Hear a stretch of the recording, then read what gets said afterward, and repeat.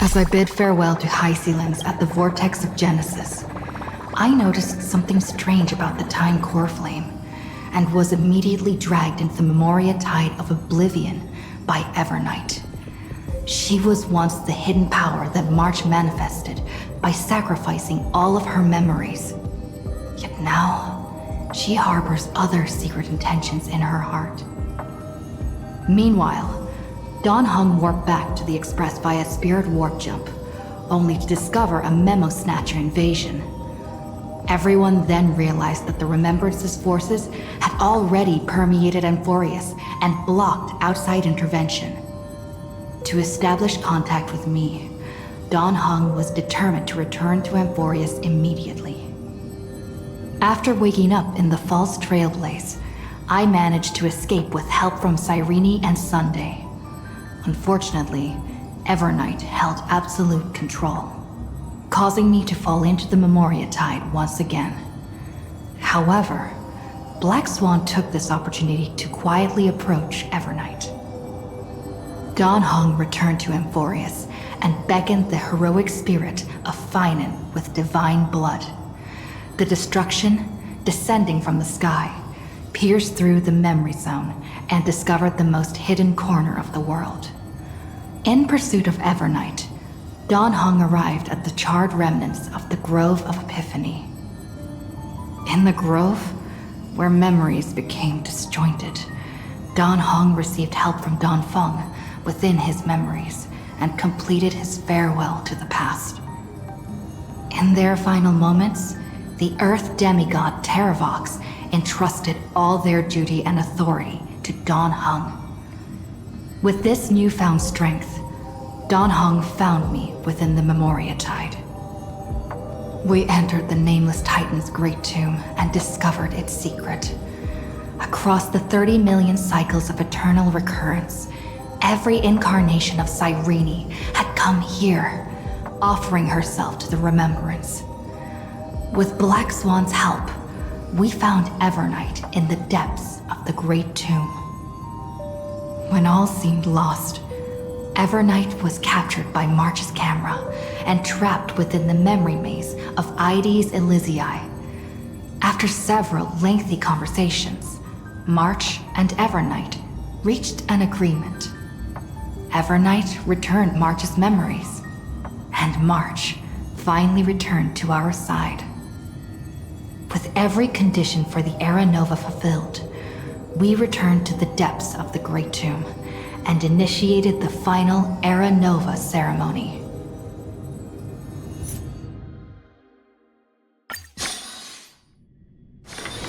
This place is rich with the sweet scent of flowers. Can we see?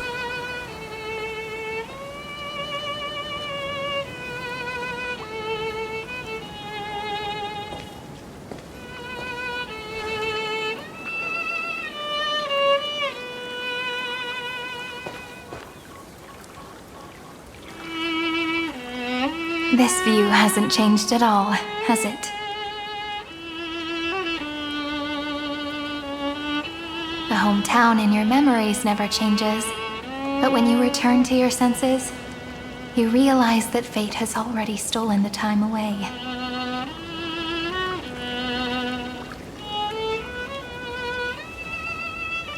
Welcome to the Trail of Genesis, friend.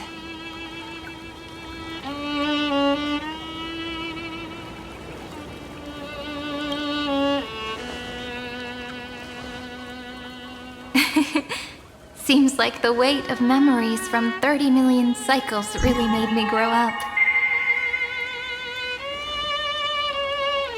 But if I keep growing, I might be taller than you, right? Then I'm really looking forward to that.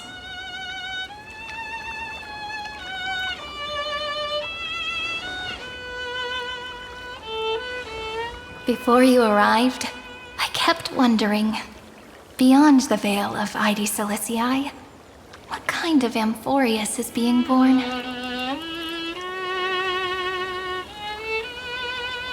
I can see fragments of it when I close my eyes. The friends who walked alongside us have all moved on toward their respective destinies. some turning into pillars of the world, supporting the sky and the ocean. Others sowing reason, laying down the law, and with gentle hands lifting newborns into the light. Death and strife are no longer feared by people, and trickery has become the innocent games of children. All beings living ordinary and peaceful lives, within the net woven by romance and passage. There's no black tide, no flame chase, and no destruction.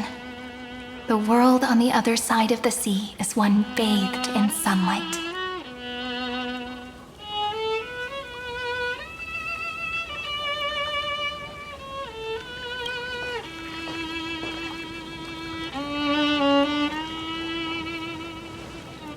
Like a happy and carefree childhood, the era Chrysia in this cycle will last for millennia, until it reaches the moment decided by the prophecy. Light calendar 4931, month of freedom, the moment belonging to world-bearing. Are you ready to answer the call of the world, friend?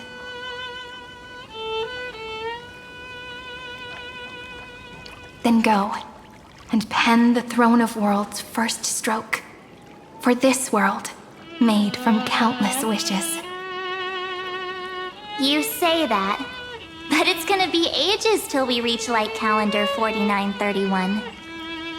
I can make use of the crevices of time, but surely you and Dan Heng won't have to wait around for a few thousand years, right? That won't be necessary. We can simply sleep, and the chronocognitive anchor will wake us up. That's right. We've both become a part of the new world. Just waiting for you now. Our consciousnesses can converse with each other across the heavens and the earth, possibly due to the influence of the Trailblaze. I am now connected with this earth, and I can feel the breath of every mountain range. I see that the tallest among them is named Akama, and the form of the holy city is already taking shape. In other words, your stage is almost set. Do you want to take a leaf out of Kefali's book and make some prophecies before your nap? But we're not the only ones who have changed. The chronocognitive anchor just transmitted a message stating that Iron Tomb has reacted to the Era Nova. The moment when our friend bore the weight of 30 million cycles of memories. Was probably also when the scepter devoured 30 million cycles of destruction.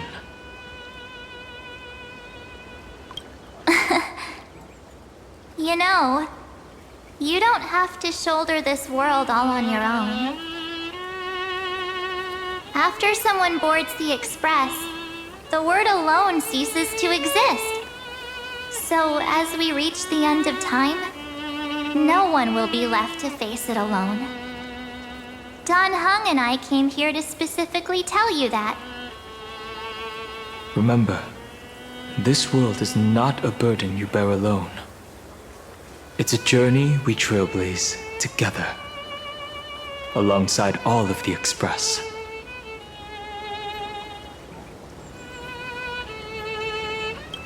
There'll be plenty of time for you to show off in the future.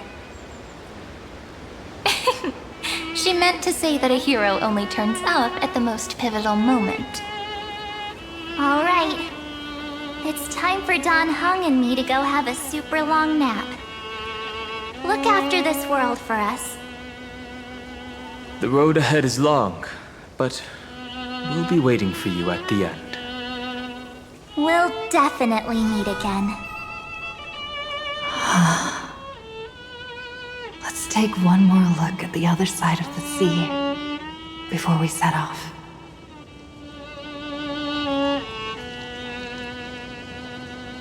Lady Zelizii is so quiet.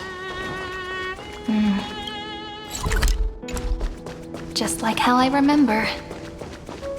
Here we are once more.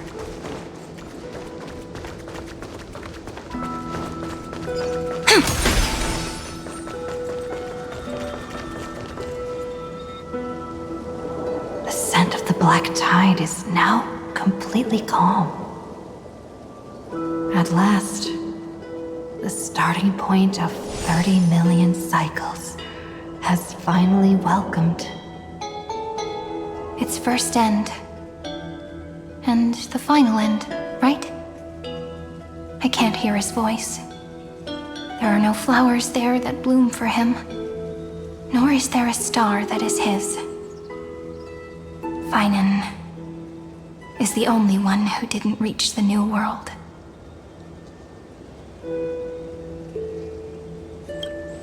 Look, the golden light that shone upon the grove still meanders between heaven and earth, like the prophecies of Amphoreus. It has to be a sign he left behind. It points towards the destruction and the deepest night. Do you still remember what I asked you at this exact spot the last time we set off? Friend, are you ready to become a hero? You were still burdened by the weight of world-bearing back then, still unsure of the role you were meant to play. But now, everyone has already given you the answer. The heroes of legends were just at the right place at the right time when the world needed a hero. Just like how your arrival kickstarted Amphoreus' fate once more. A person's personality is their destiny.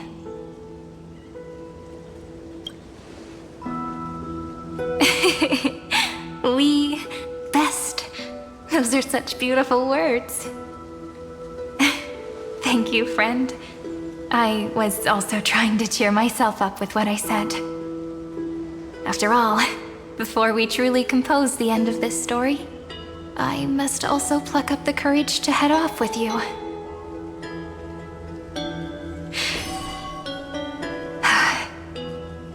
And face a memory that I have forgotten for too long, and have denied for too long.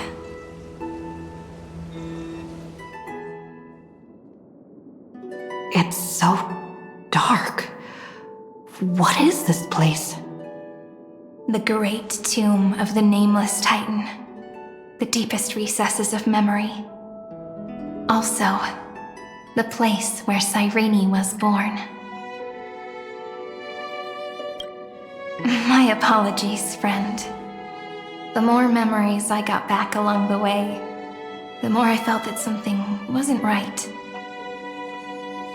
There's a sort of anxiety I can't get rid of.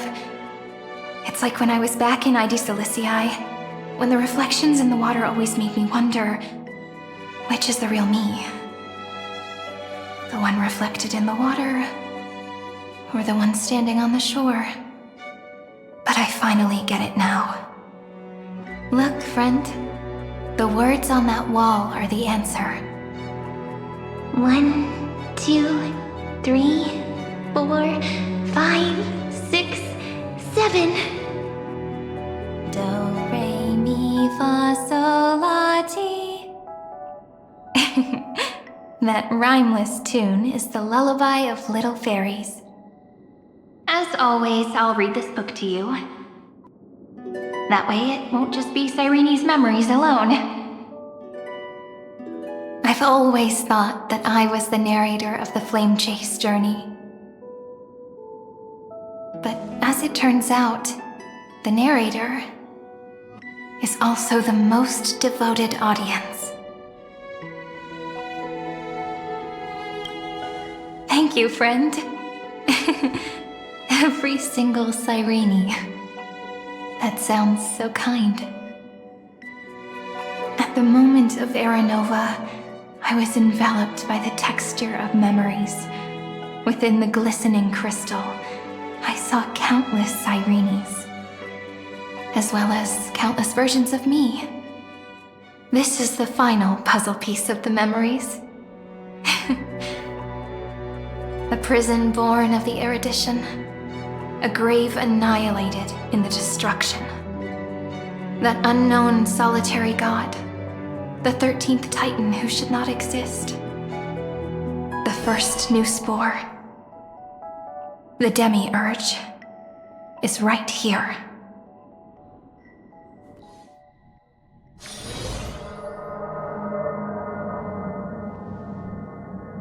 The interrogation records have been submitted to the Marshal.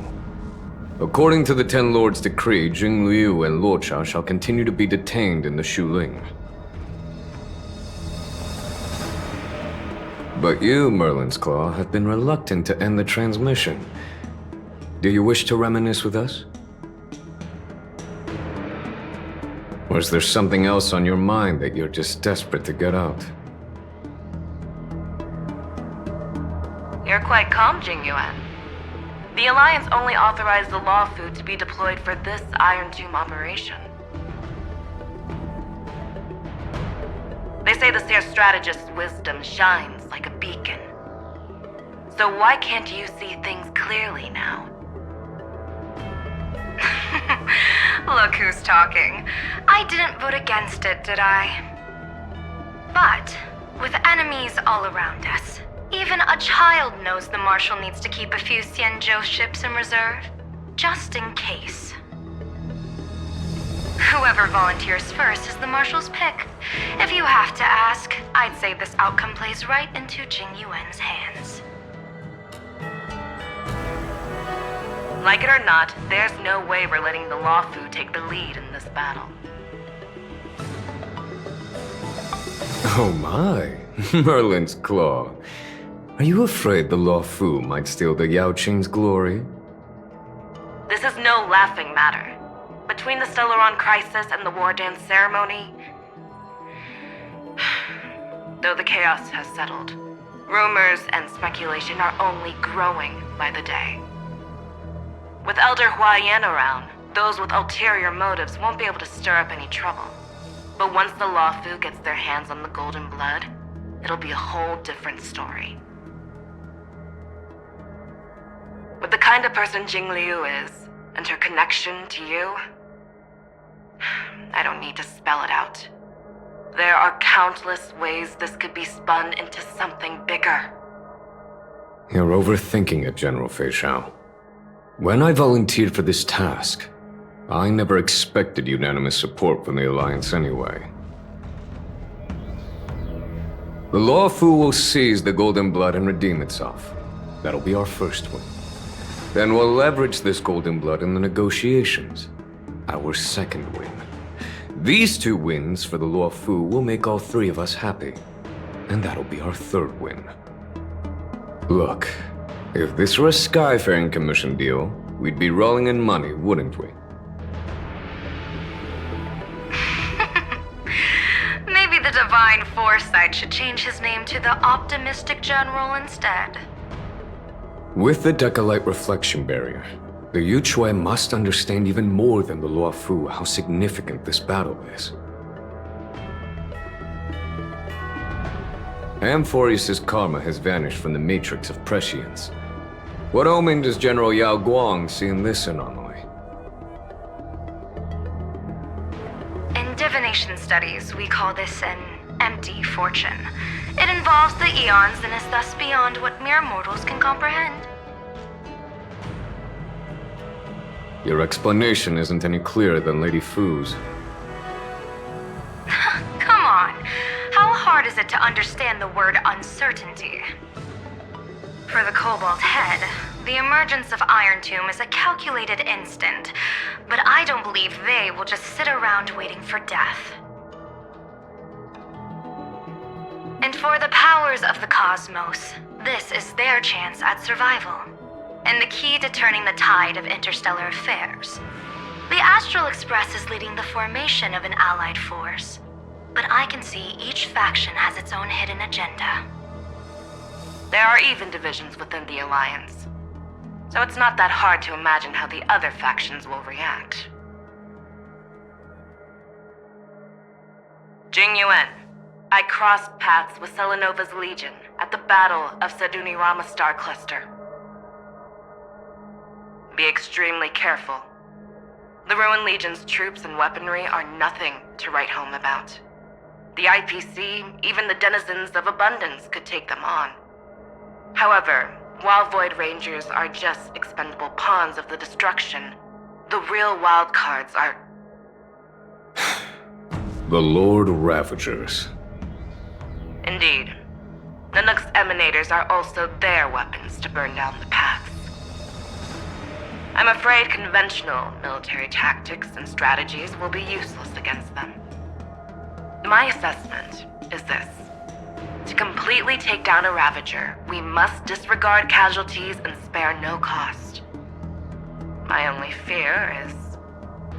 one wrong move, and the Lawfu will fall into Fintilia's trap again, inching ever closer to destruction. Doubt is exactly the demon she wants to plant in our hearts. Do you still remember the beginning of the Alliance Oath? To save future generations from war and bloody dispute. The Rainbow's arrows have always aimed at any force that threatens the cosmos. Now that the Trailblaze walks alongside us, the Cloud Knights shall keep their oath as they have from the beginning. I just hope those on the front line will remain safe.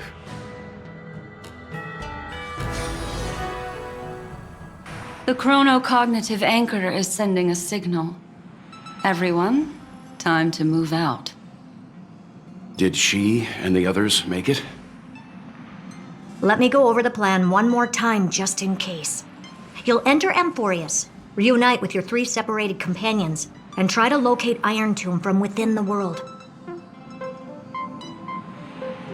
Who are you taking with you? The fate of the universe hangs in the balance. We can't afford any slip-ups. I suggest everyone, except Pom-Pom, join the fight. We do need to be prepared for all possible contingencies. I have no objection to this. I'll do whatever I can. Meanwhile, Screwy and I will continue attacking the Demiurge Matrix. That is, the Scepter's kernel, from the outside. With our 2-pronged attack, we'll turn this hunk of metal into scrap for sure. Now we just wait for those 2 to get back.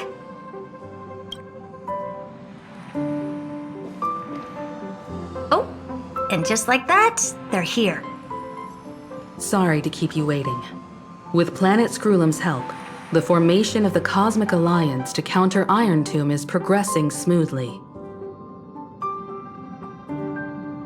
The cosmos has set its sights on Amphoreus, and now it's just waiting for the first shot. Well then, let's not waste any more time, Fourth Mirror. It's my time to shine! Finally off the bench! Initiating thought refraction. Please read the safety protocols carefully. Huh? Just kidding! I've already checked the agreement box for everyone. And now, destination? Amphoreus! 3, 2, 1, launch!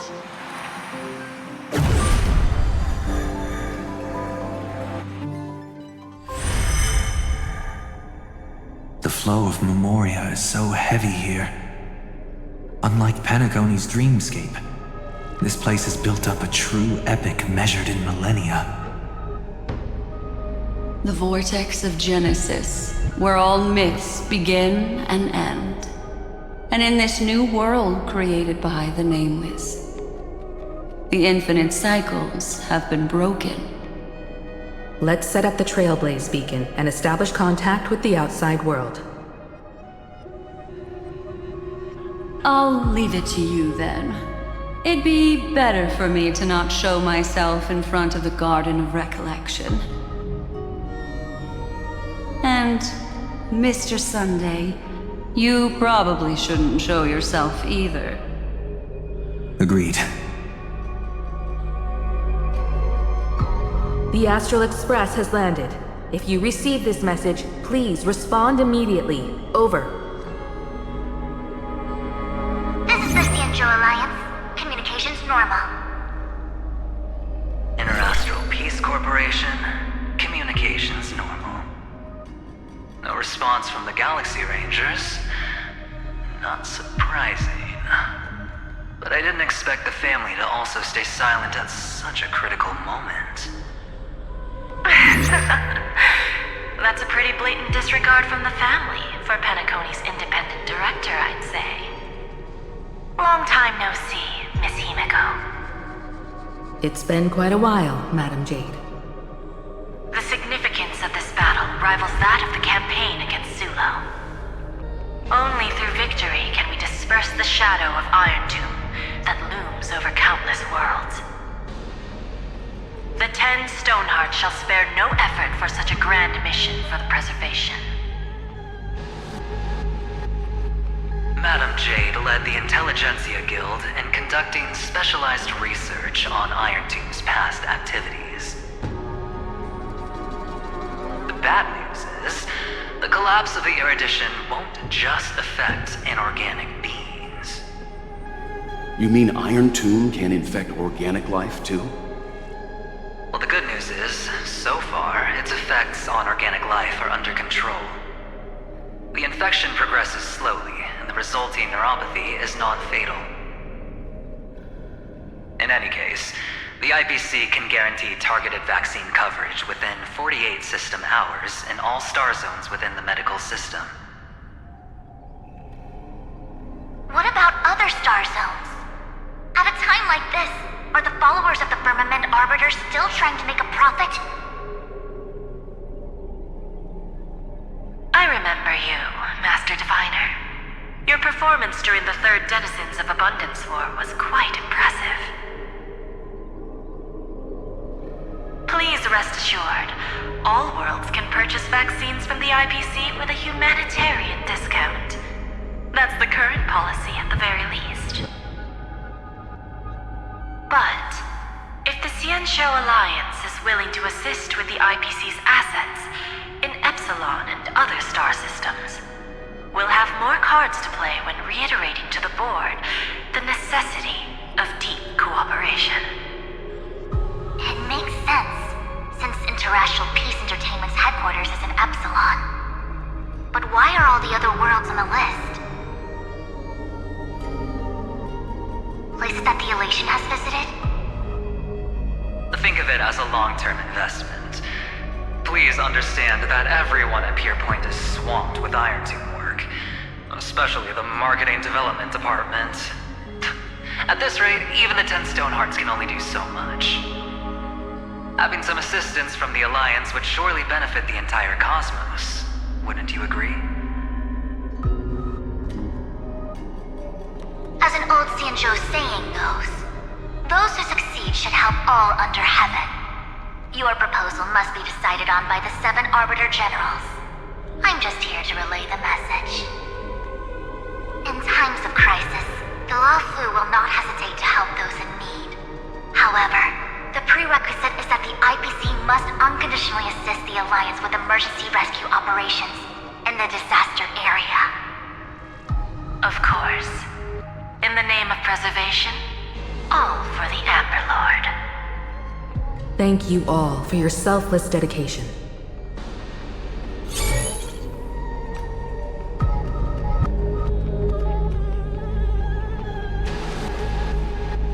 It's clear that each party still has qualms about everything. The clash between destruction and erudition isn't just about the fate of the cosmos. It's a moment for all factions to reshuffle their cards. You can never be too careful when battling a Lord Ravager. All are equal in matters of life and death. In any case, we can only hope for the best in all that's to come.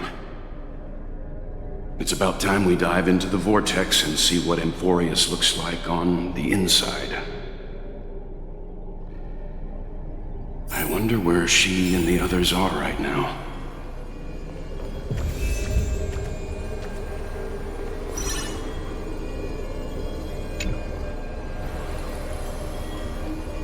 Hello? How's the signal? Can you hear us? Ah, we're through! I can see the video feed. Everything's working perfectly.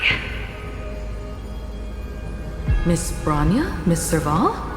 What a surprise. It's been a while. We've already heard from Miss Topaz about the Iron Tomb operation. She made a special trip to deliver the vaccine to Belobog.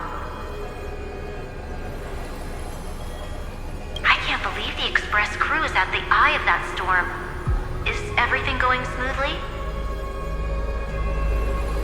Don't worry, we're still following the plan step by step.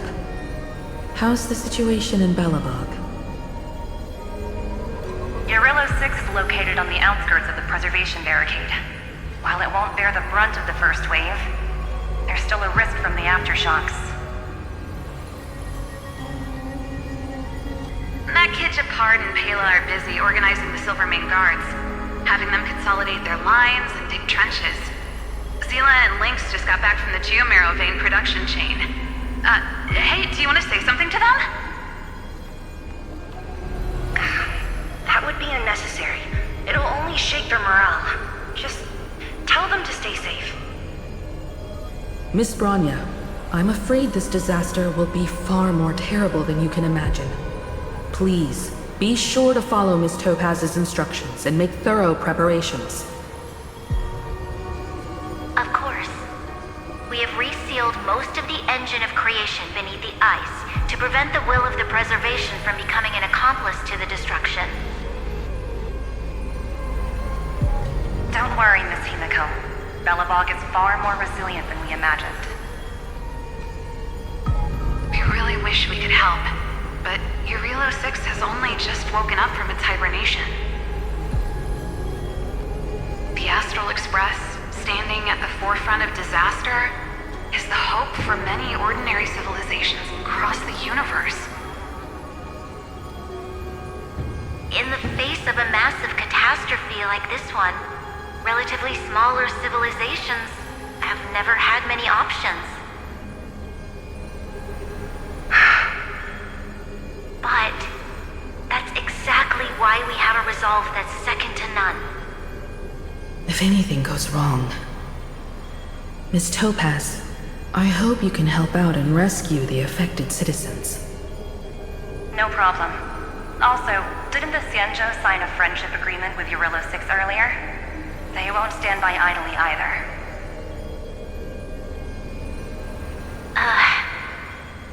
I appreciate your kindness, everyone. But Eurillo 6 is our home. We will defend it to our last breath until the last Belobogian falls. Miss Bronya. May all civilizations that have made it this far on their own strength weather this crisis together.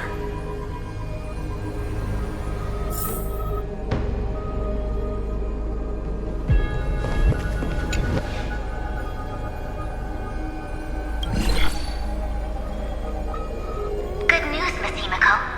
The 7 Arbiter Generals have reconsidered the current situation, and I'm here to relay their message. Officially, the Alliance's combat forces will still be limited to the Luofu, but the Yaoqing has also been deployed in the surrounding war zone as a contingency. Words cannot express our gratitude. Getting the Hunt to agree on sending troops must have taken quite some effort from General Jing Yuan. The Luofu already considers the Express an important ally. We also have no intention of hiding the fact that there is indeed something the Xianzhou seeks from this Iron Tomb operation. But this time, the Marshal herself decided to send out troops. With a formidable enemy before us, the Alliance has no reason to back down, nor will we be content to take a back seat. If we can stand together with civilizations across the universe to overcome this crisis, then we must do so, even at the cost of our own lives. The Alliance truly embodies the principle of righteousness. It's fortunate that the cosmos has great heroes like you. You're too kind. As for that jade abacus of allying oath, you can save it for when you're in more dire need.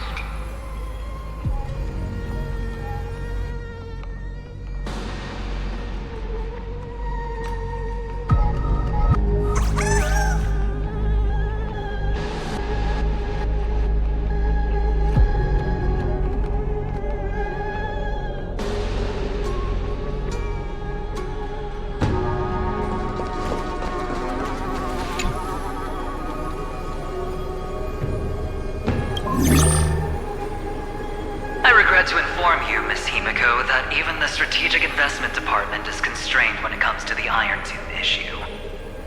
And it would be difficult to meet the expectations of the Astral Express. However, Madam Jade instructed us to look after our nameless friends as much as possible. So let me offer you all a small suggestion, just from my personal perspective. Other departments at the IBC might also take this opportunity to extend an olive branch to you. When that time comes, I hope the Astral Express will remember that the 10 Stonehearts were willing to stand with the Trailblaze, even though we were in a difficult position. And more importantly, we were the only ones willing to do so. Sounds like a threat, doesn't it? But trust me, every word comes straight from the heart. Has the internal conflict within the IPC really gotten this bad?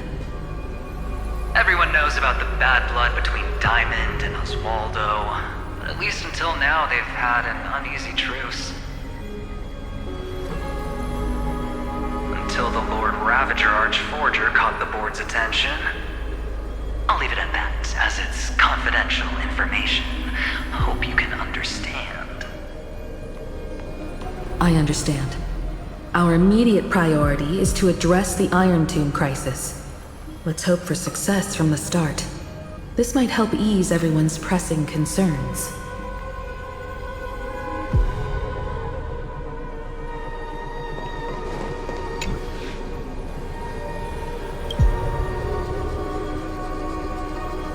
Of course, we would never know the Ranger's comings and goings.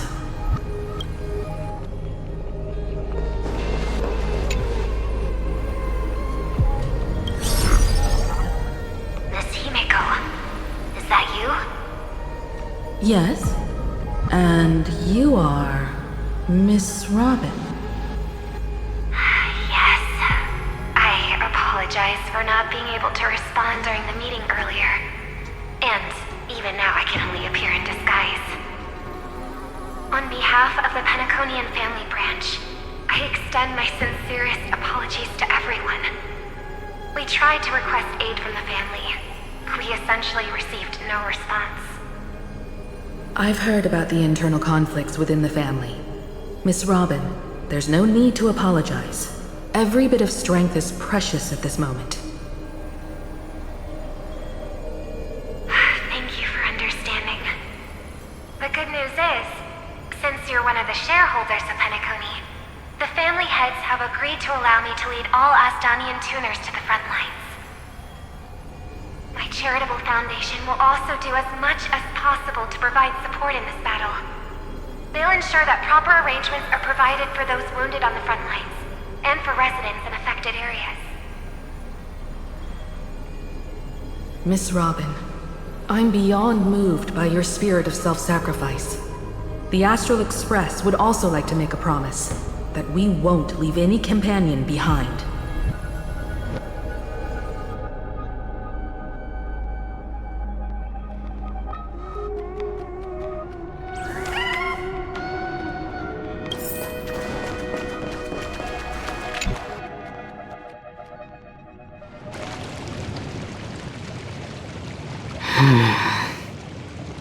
Why is there no one here? Everything in Akama seems normal. The New World was enjoying peaceful times not long ago. It seems it was even more recent than not long ago, Miss Himeko. The fruit on the table is freshly cut, and the bath temperature is just right. The remembrance tells me this place was bustling with people just moments ago. It's as if everyone vanished in an instant. Could this be Xandar's doing? Unlikely. He's still under the surveillance of those two geniuses. Could it be some kind of local custom? A custom that makes an entire city fall silent in an instant. Pardon my frankness, Mr. Yang, but this reminds me of some unsettling rumors about the Harmony. Complete silence is often the prelude to divine intervention. Everyone, be careful. Here they come! Here they come! The nameless of the Astral Express! Evernight? How is this possible? She was already... We are the chroniclers of time, and we do not fade away. Finally, the last era Nova has been completed. What did you do to the residents of the Holy City and the three Nameless? I didn't need to do anything. The remembrance will ultimately become the substance of the new world. Now, they are no longer the Trailblazers you once knew, but gods who permeate heaven and earth. The 12 Titans who guard Amphoreus!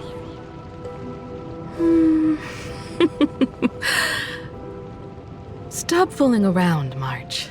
Come on out.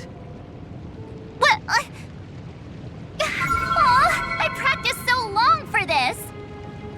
Getting seen through right away is just so embarrassing. You've obviously been learning from the theatrical culture in Amphoreus. But if possible, I'd prefer our reunion to be a bit more casual and laid back. As expected, I can't hide anything from Himeko and Mr. Yang.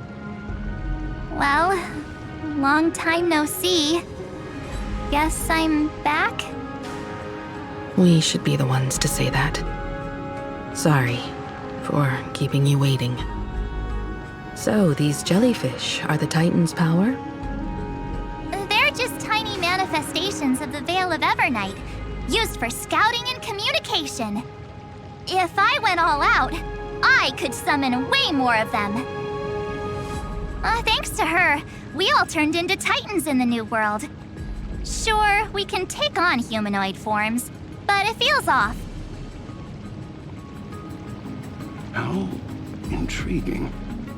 So what does she look like now? It can't be a raccoon with a baseball bat, I suppose. Please don't add weird stuff to Amphoreus' lore. Just go see it with your own eyes. Follow the prophecy's guidance and come to Dawncloud. She looks way more majestic now than she used to.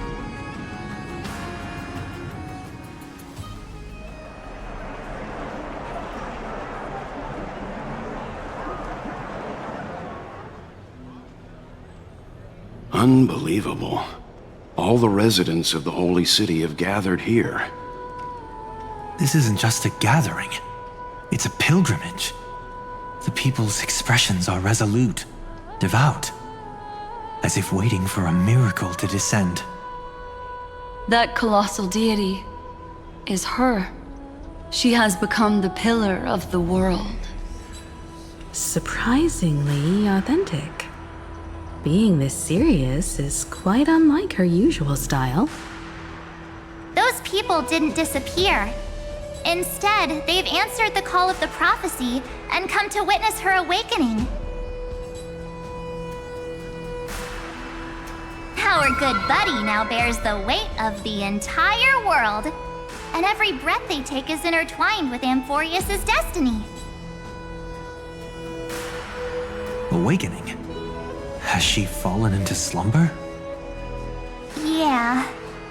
After all, with such a huge time dilation between inside and outside the scepter, this was the only way we could wait for everyone.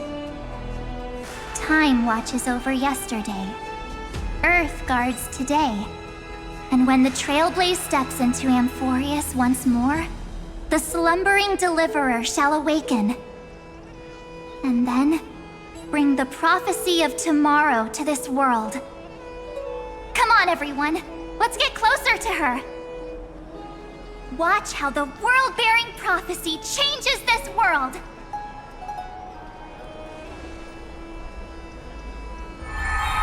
Well, it seems the kids are already miles ahead of us at this stop. All the more reason we can't afford to slow down our pace. Let's go witness this moment for ourselves. Majestic. Speaking of which, I once caught a glimpse in Sleepyhead's memory of her transformed into a towering Tathalov. Could it be? No way. That was just a nice dreamscape. Ugh, at least nice for her. They are the throne of worlds who bears the weight of this world. Perhaps they could guide a traveler still wandering among the stars. Hey, since when did you get all pious? Her advice sounds pretty silly sometimes, you know. The so-called fool and the world are merely a step apart. Tree of reason.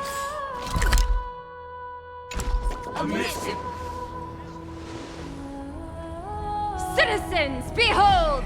Our last Titan, the world-bearing deliverer, is about to awaken! Oh, ancient god, your loyal subjects, bewildered followers, and fearless comrades in arms have all knelt before your throne. Awaken from your eternal slumber and bestow upon the world your divine prophecy! Please guide us! Show us how to embrace this beloved world as we welcome that distant dawn!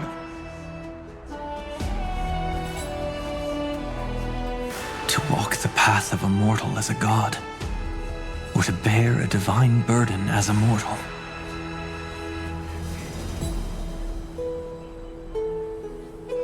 She will give us the answer.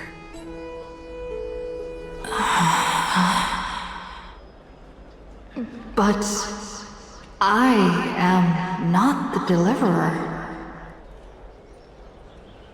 Rather, I am the Nameless, who dwells among mortals. That voice is definitely her. I heard your prayers. The core flames flickered and dimmed, and the age of the gods at its end. So flow, golden blood, flow. I'll bestow it upon you, returning it to the true masters of this world. Stand with me and become heroes.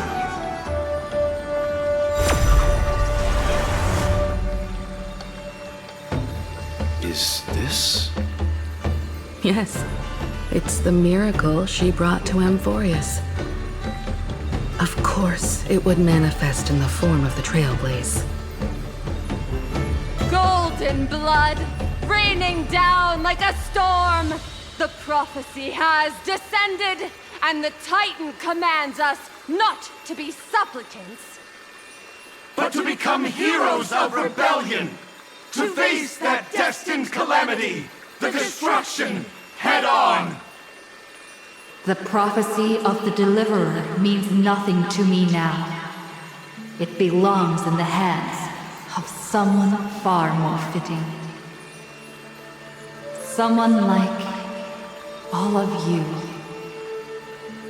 In the name of Kozlana, let us depart and march towards the light. It's neither protection nor salvation. As always, there's no need for totems or myths. Humanity's most primal faith is that instinct named survival. Let's go, everyone. Someone has already sounded the horn of departure. Explore, understand, establish, and connect. Together, let us blaze a trail for the destiny of this world.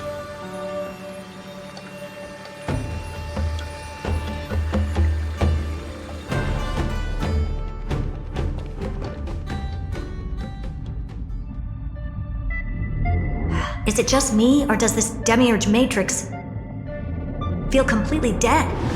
It's nothing like how the memo keeper described it. The environmental readings are all wrong. Conclusion: this must be what the kernel actually looks like in the real world.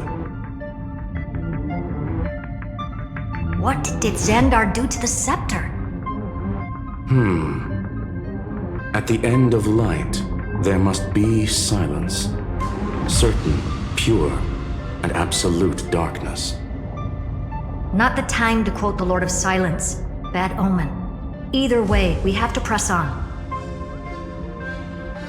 Until we uncover the truth behind the 13th Titan. The buried past is the key to stopping Iron Tomb. That is, if it even exists. Xandar says the Demiurge never existed.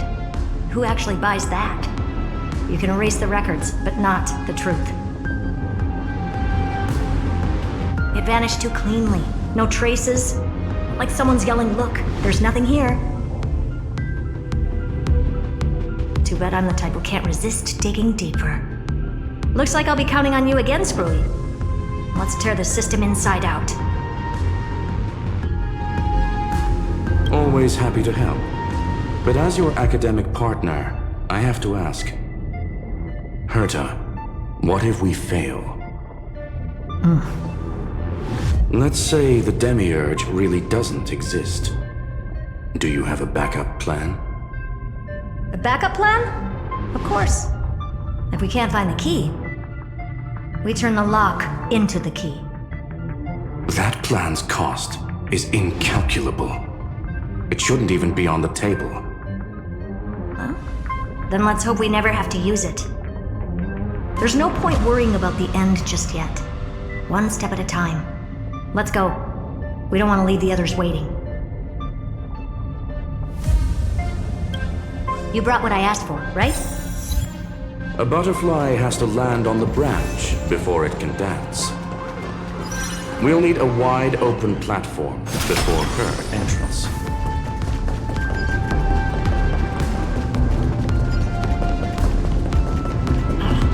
Just use that thing over there, Zag.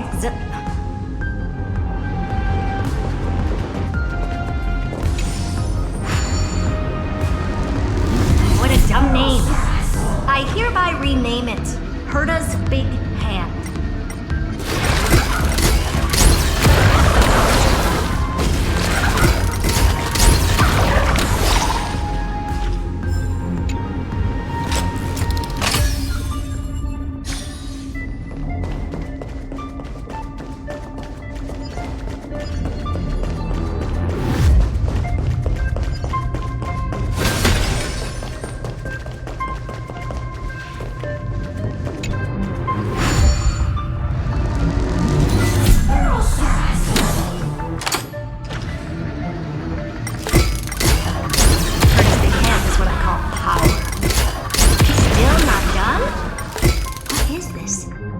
Junkyard for old Intellitron's leftovers?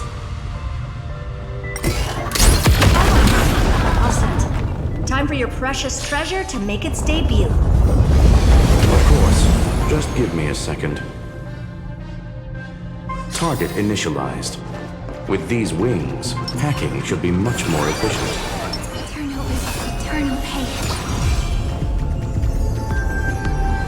Oh, a classic nuclear heat engine.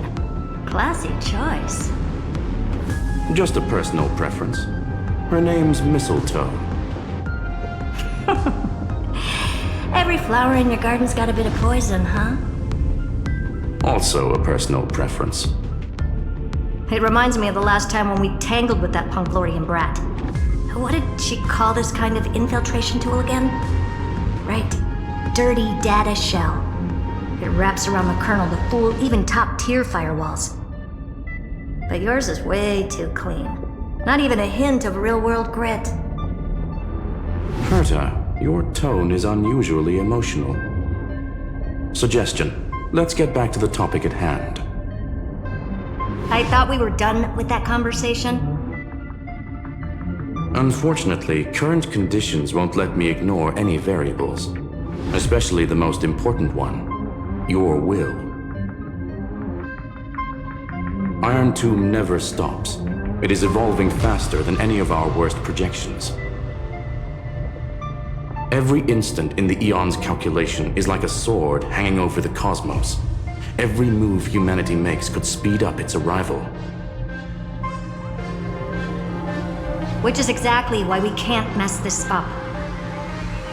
And now, Droidhead wants to hand down judgment to the poor cosmos again. Border Star Trade War, Emperor's War, Rupert's death. Every time their instant arrived, it meant another bloodbath for humanity. But in this ultimate battle of erudition, you and I are supposed to be players, not pawns. If you choose to burn yourself out as a resource, then everything we've worked for means nothing. Herta, the cosmos won't just stand by and let a genius throw their life away. And neither will I.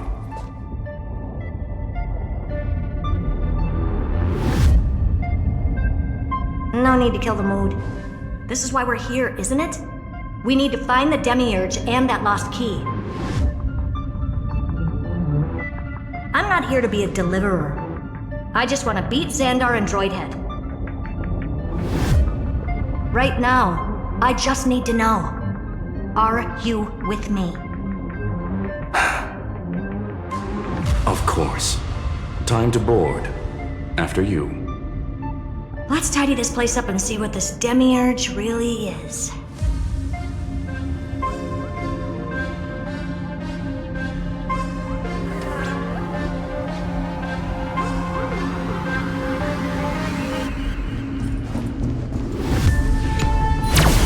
Let's hope this Matrix is better organized than the Emperor's junkyard of a birthplace.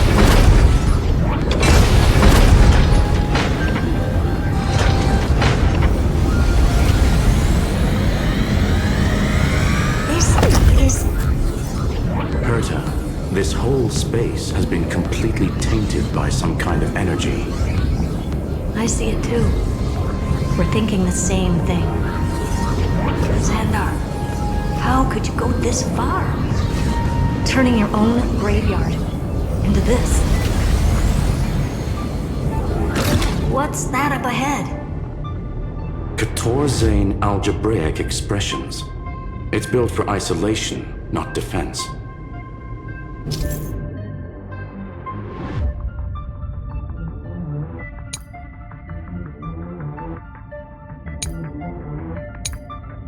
So basically, the door to the tomb, right? Great. Let's find the handle. I'm picking up multiple independent signals with the same data structure as the barrier. Projection. We can hack the terminal, reverse the computation, and turn it into an attack. Classic move. Use their own systems against them. Take us to the nearest one.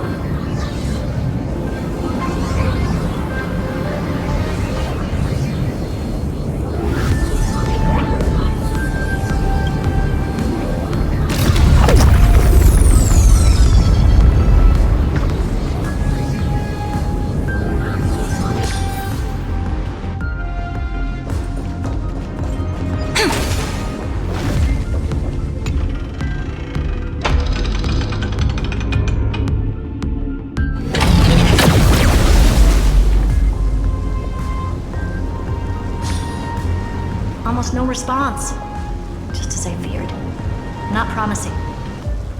The output is barely a third of what we need. Logic says we'll need multiple terminals to coordinate the strike. Locking onto the next one now. Find anything else? Regarding the origin of these ruins, no logs found yet.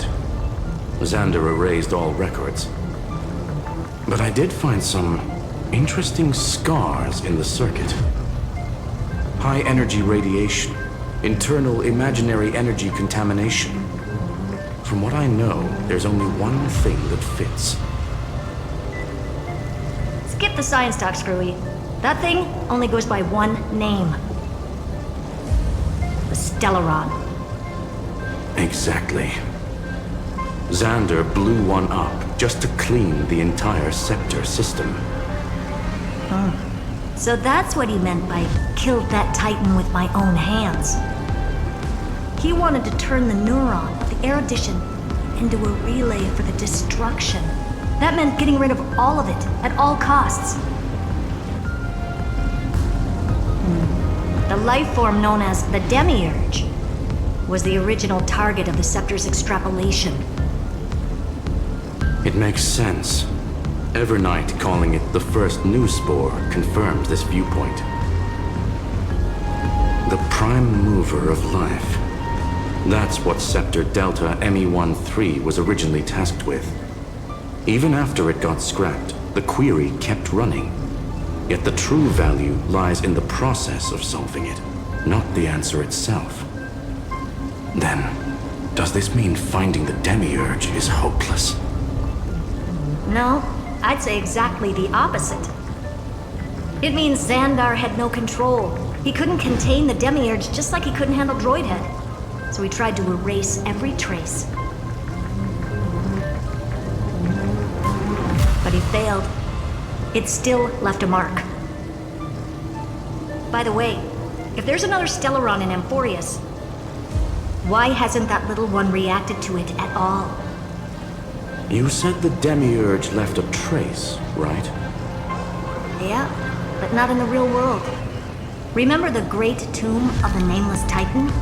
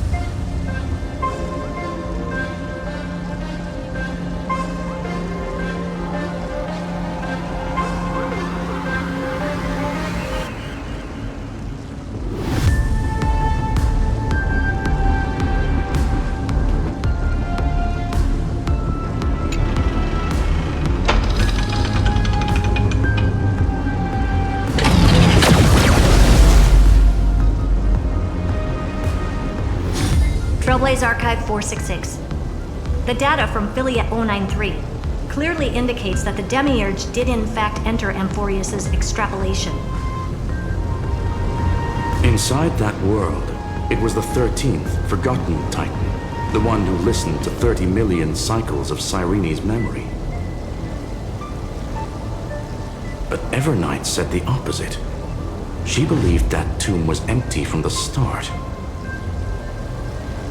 The nameless Titan never existed. The so-called listener was just a trap set by the Remembrance to steal the scepter. A mimetic entity full of theatrics. How much of what she's saying is true? Would an Eon really speak in circles like this? I doubt it. The Remembrance's behavior is certainly odd, but her assessment aligns with our current reality. Since we entered the Matrix, we haven't found a single clue pointing to the Demiurge. And that's the key, Screwy. Xandar's actions prove the Demiurge exists. But what Evernight said, and what we've actually seen all point to the opposite. So we have to assume that both are true. And if that's the case, then the contradiction leads us to... the truth. Exactly. One last terminal. One final key. Time to crack open the kernel. Xandar had to lie to the original Finan and Cyrene. Logic. He already identified the Remembrance as a threat, yet found no viable way to eliminate it. All right. Let's finish this. Time to break through that barrier.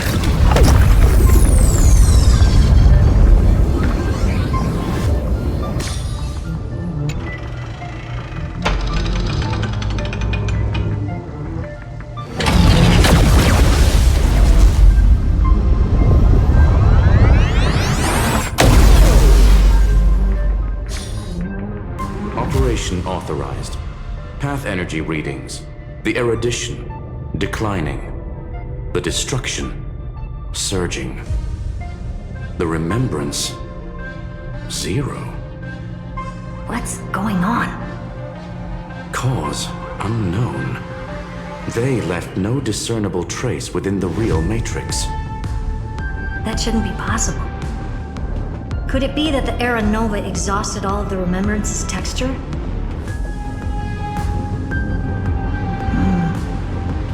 Log it for now. The dots still aren't connecting.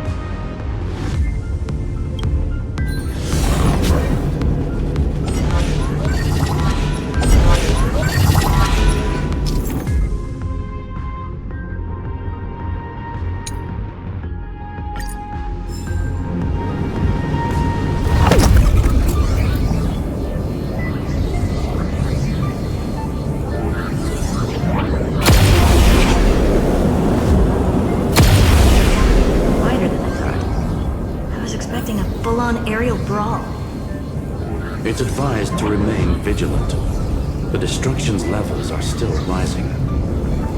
Huh. What's the matter?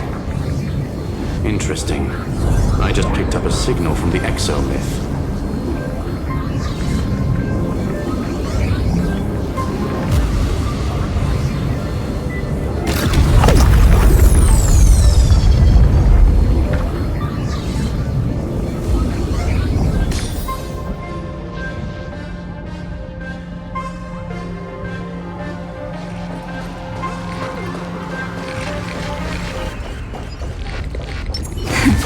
Play nice.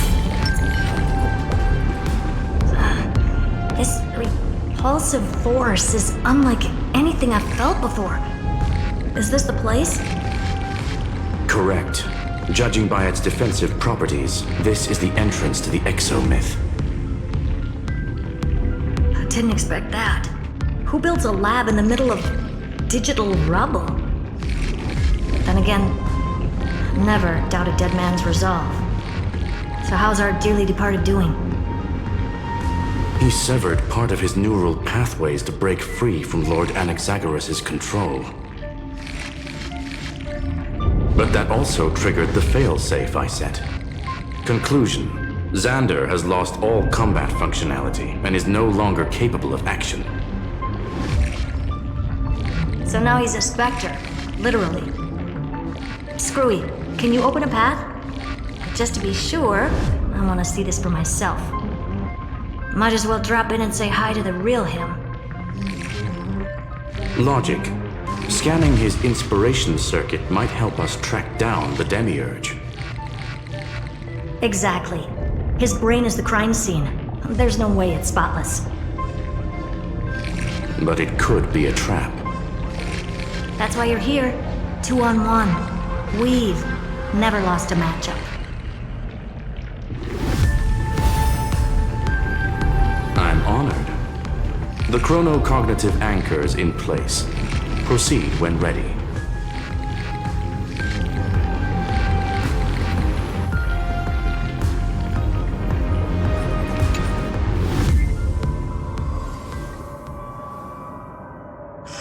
I knew it. The one thing I didn't want to happen. He's not here. The coordinates are accurate. Xander is still here. However, his position is shifting rapidly and chaotically. This pattern doesn't match any known shielding technology. It's his domain. Stay alert.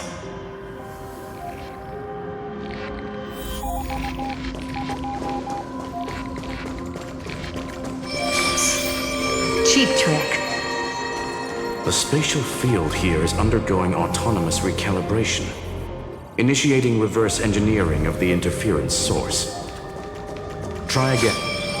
We're back. Reverse engineering complete. The results are not what I expected. Logs show Lycurgus revoked administrator access. The chronocognitive anchor can't get a fix because at the system level, Lygus no longer exists. Our navigation target is a null set. So he's stopped resisting? Before vanishing, it seems he left one last message for us. To those who follow, all is proven. Find me beneath the tombstone. Melodramatic. He was expecting us. And once he learned of the Great Tomb's existence, he initiated his own search for the Demiurge. Guess he wants a final showdown. Fine. Let the old Intellitron dig his own grave. Just like he wants.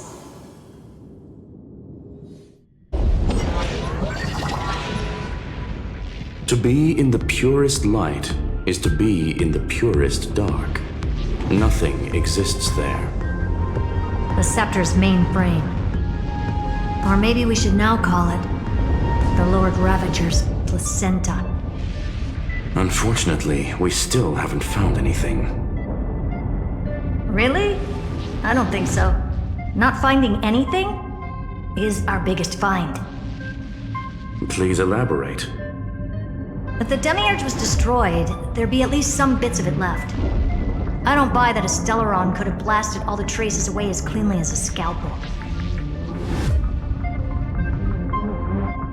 As I said before, its disappearance is too clean. If the garden hadn't stirred the pot, no one would even know about the Demiurge's existence. We're talking about the Scepter's original extrapolation goal. There's no way that nothing of it was left behind. Or we can look at it from another perspective. If you were Xandar, would you be this obsessed with a concept that poses no threat? Would you guard against it at every turn? There is the possibility that he's naturally meticulous and hates variables. That does track with the impression he gave about himself. But Xandar shut that theory down himself just now. Choosing to act, even if it'll cost him dearly. We know that feeling well. The unknown is right in front of us. So we only have one choice. Solve it. You sound pretty convinced. Surely you already have a theory. Care to share? Of course. Though I don't have hard proof, I'm almost certain that the Demiurge has been in everyone's plain sight all this time. Yet, they were mistaken for someone else. That'd make the most sense. Why was the room empty? Because the person locked in there had run away ages ago. But they were weak and small and had no presence whatsoever. Even the old Intellitron didn't notice them. Which also means there's a high chance that their powers are minuscule and cannot alter the outcome of the battle at all.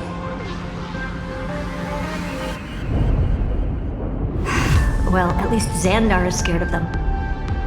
Come on, it's time to confront him. Let's go to the tombstone he talked about.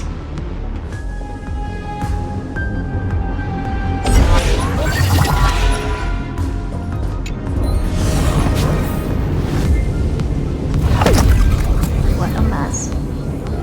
Total devastation. He sought to bury the truth beneath absolute destruction. Logically sound, but ruthlessly extreme. Still, slim chances. Doesn't mean no chances. I've hunted down a single grain of sand in the universe before. This won't stop me. Calculation results. Your backup plan has a success rate infinitesimally close to 0. Which means it could work, no? This is the place below the tombstone. Let's open Lygus's coffin like he wanted.